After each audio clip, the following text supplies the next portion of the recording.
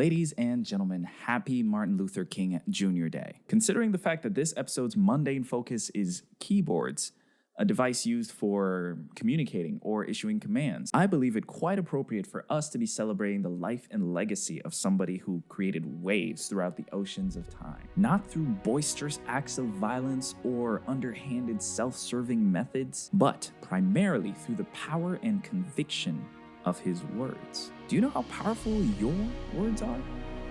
We'll be talking about that today.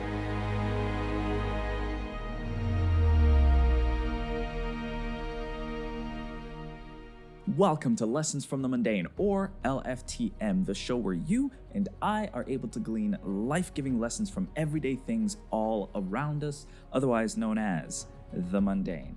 My name is Jason, or you can call me Jace, your humble host for these next few minutes and a fellow believer in living a life of abundance and fulfillment.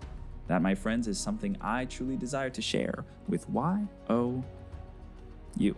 In my research on the power of words, I landed on an article published by the Business Relationship Management Institute. The topic was the neuroscience behind our words. They laid out data surrounding the fact that negative self-talk actually is central in creating and maintaining various forms of anxiety in all of us, but also information that supports that when we focus on just one positive word, it activates our frontal lobe in ways that can and will affect the rest of our brain and, by connection, the rest of our lives in various positive ways. Mark Robert Waldman, a communications expert, and Dr. Andrew Newberg, a neuroscientist at Thomas Jefferson University, they both agree that you can quite literally change your reality, your everyday reality, through the consistent use, that is, of positive thinking, positive thoughts. The link to that, by the way, is in the description below. So, why is this all important? Why make a big deal about what I type online or say in person?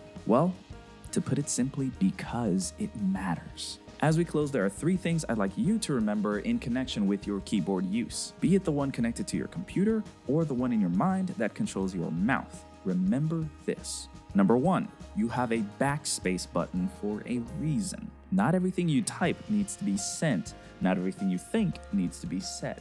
Number 2, keyboards may occasionally allow you to hit Control-Z, which is the short command for undoing something. But guess what? Your tongue has no such thing. Weigh your words before you speak them, especially to loved ones, with which we tend to be harsher than with others. Spouse to spouse, parent to child, or child back at parent. Be careful what you say, and at times how you say it. And finally, number 3, just like money, just like swords or guns, or any other form of influence and power, the keyboard is neither inherently good nor evil. It is merely a tool that serves to reflect the true nature of whoever is wielding it. So what do your keystrokes and your tongue reflect to others about who you really are? Didn't think it could get that deep, huh?